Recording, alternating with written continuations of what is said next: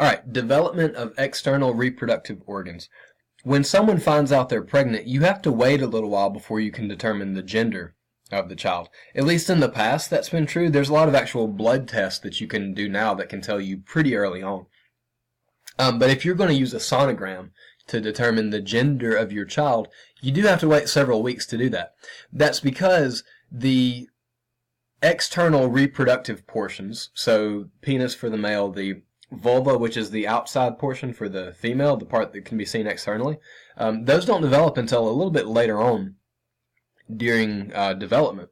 So if you look up top at this first picture at the very top, this is what the external reproductive organs are going to look like at 4 weeks, and it's going to look exactly the same whether the developing offspring is male or female. It's going to look exactly the same. So we have these generic terms. We say we have a genital tubercle, or a urogenital fold, or an embryonic tail, or things like that. Right now we haven't really developed into anything specifically. Even jump down a few weeks later at this picture right here. They still look the same. Now, to us right now, like if you saw that, you would say, oh, that's a male, because I can see the developing of the penis and the scrotum. But at this point, males and females are both going to look like this.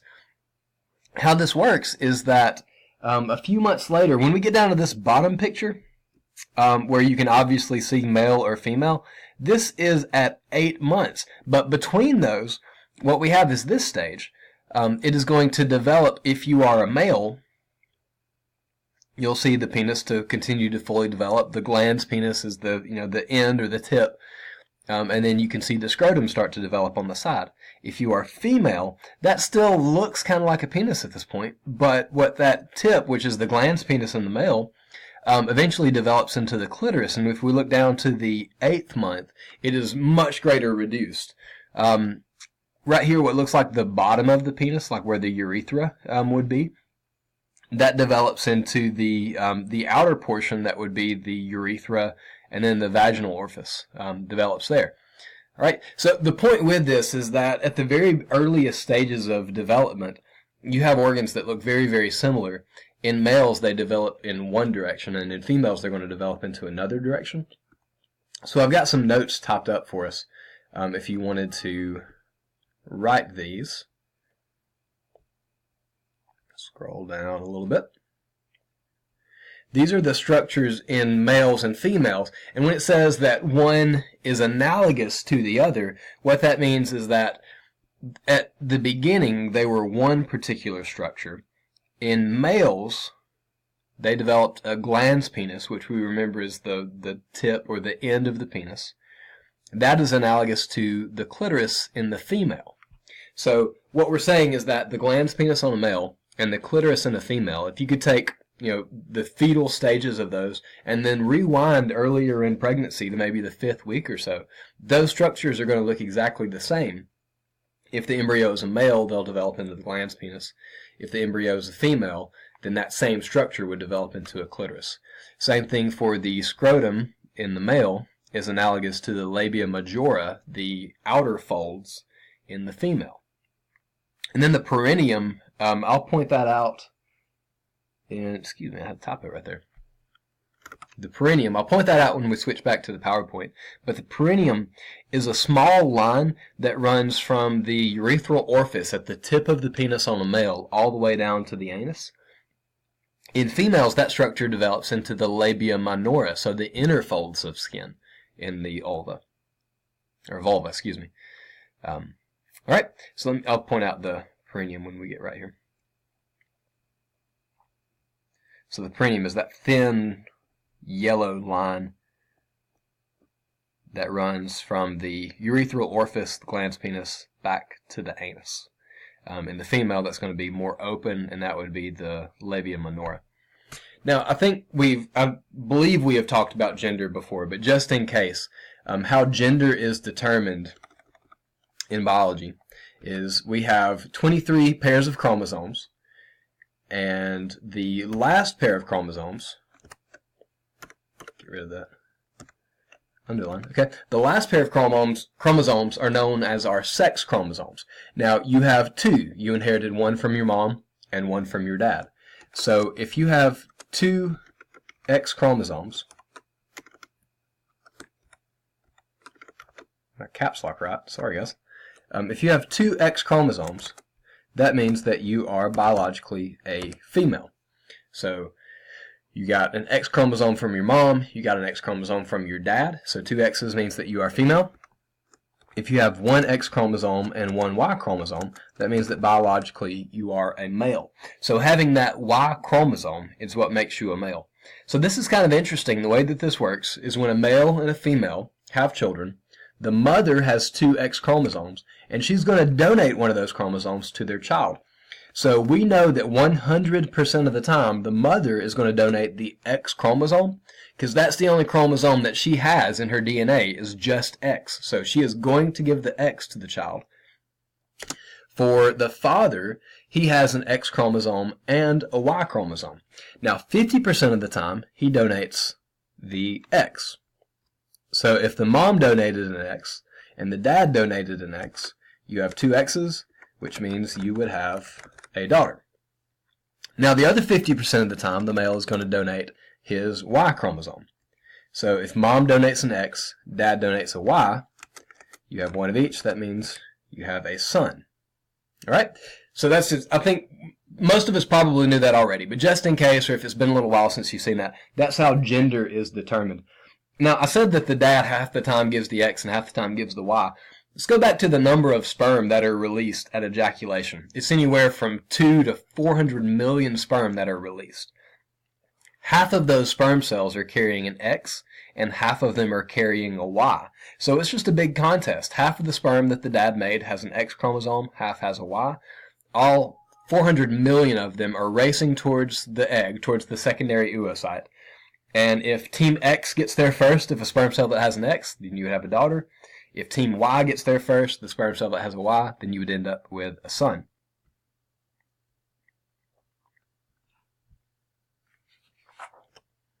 All right, here's the position of a full-term fetus. This is the way that it would usually look. There are some exceptions to this, but normally when the fetus is full-term, the head is going to be pointed down towards the cervix. In just a little bit, I don't think we'll get to it on this part, but on one of the future parts, we're going to talk about the stages of birth. And usually, when the head is pushed down, once you have contractions, all of the outer layer of the uterus that we're seeing, all of this, pick a color other than red, all of this blue section right here, all the way around, that's the muscle layer of the uterus, so the myometrium. When it contracts, that's going to put pressure on the fetus, and then the head is going to be pushed towards the cervix. So since the head is a hard structure and it's got bone associated with it, with the skull, that's going to help force the cervix open. If you've ever heard of dilation, or someone is dilated, that means that the force of the head is opening the cervix and is causing it to become dilated, or is causing the opening to become wider. All right. If you've heard of the term breech birth before, that would be where the head is up and then the lower body, so the lower limbs and the rear section would be down towards the cervix. That would be a breech birth. Sometimes you can successfully deliver, but also that's a lot of times where someone will have to have a C-section, is if the position of the fetus is not in the right position. The head is made to go through the cervix, and that's usually a pretty low incidence of issues that you have. But if the fetus was positioned the other way, then there could be issues that could cause the physician to decide it's better to have a C-section.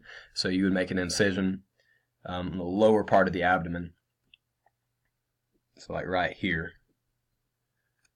And then you could make an incision in the uterus and pull the child out that way. Okay, a few other major developments, major events during fetal development. Around the 9th to 12th week, just make a note, this would be good kind of flashcard material, so you could put like events from 9 to 12 weeks. You have the ossification centers appear. Remember, ossification, if you haven't seen that word in a while, it means bone building or bone making. So ossification centers means that we're going to start actually building bone in the fetal skeleton. The sex organs differentiate, so that's when we would start to be able to see the difference between the male and female reproductive structures. It might not be visible enough that you can see on a sonogram at 9 to 12 weeks. So sometimes they'll say to wait until 15 or so just to make sure. They don't want to give you any false predictions and say, oh, it's a son, and then you get surprised at delivery. And then the fetal limbs will begin to move too. So around this time would be maybe where you can start feeling kicking because the limbs are moving back and forth. 13 to 16 weeks, the body starts to grow rapidly. So most of the organ systems have developed at this stage, but everything's going to start to grow a lot faster. And then ossification continues, so we continue to develop the skeletal system. 17 to 20th week, muscle movement becomes stronger, so kicking becomes a lot stronger. The muscles are starting to develop more. And then here's a couple terms that we need to know. The skin is covered with lanugo. Lanugo is a term that means basically a fur layer. We think this is like an insulation layer.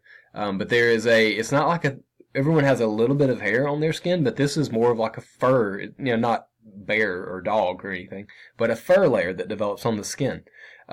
Usually this is almost gone by the time a child is full term. Sometimes you'll have a furry layer, though, on the outside. It tends to be light-colored fur, so again, you're not going to be confused and think I just delivered a pup or something like that. And then the skin is covered with vernix caseosa, is an oil layer that develops on the skin.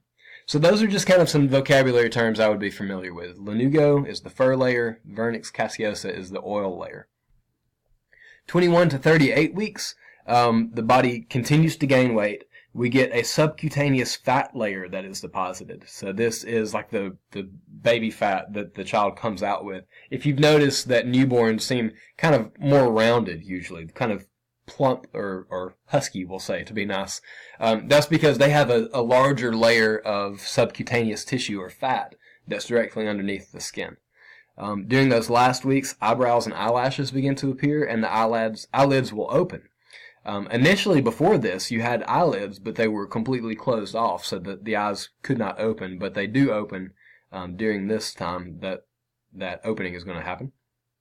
And then testes descend if the child is a male, obviously. Females do not have testes, so they would not descend, in case you needed to know that. All right, and this is just to review stages of prenatal development.